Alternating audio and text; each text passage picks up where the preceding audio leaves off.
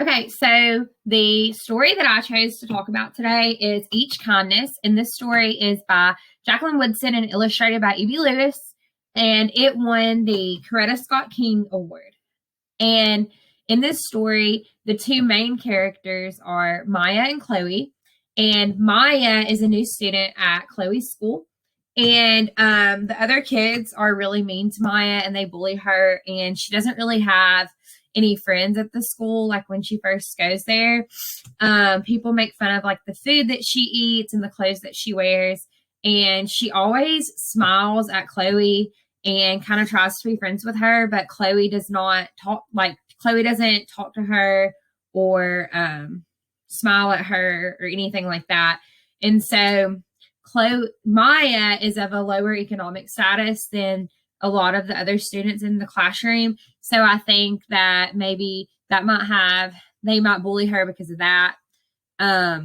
So basically at the end of the story, Maya moves to a different school, and the teacher does a kindness jar, and Chloe realizes that she has nothing to put in the kindness jar for what she's done to be kind to others. And she really realized like how many opportunities she missed out on with Maya because she was never kind to Maya, and she was never kind back to Maya. So she was really hurting towards the end of the story, because she recognized like all the things that she could have done to make school a better place for Maya.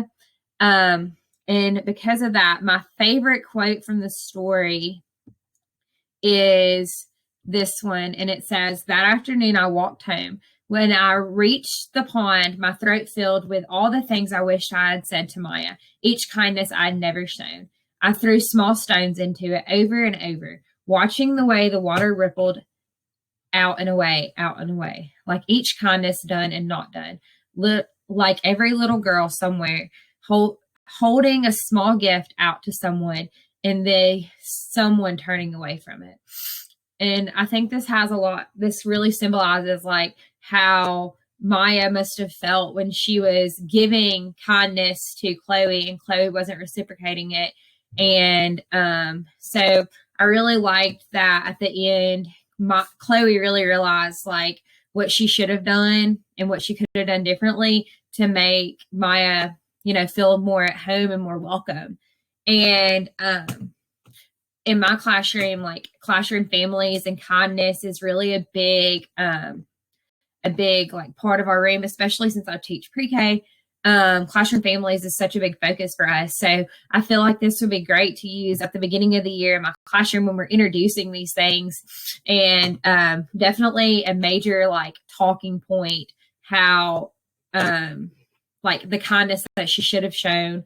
I think that would be a great talking point in my classroom. And then it could also be used for like acceptance and to really talk about bullying in the upper grades. In my classroom, we don't have a lot of bullying. Like when they're so little in pre-K, we don't really have a lot of bullying per se, but there's still times that I think that my kids could be kinder to each other. So I think that this would be a great book to read.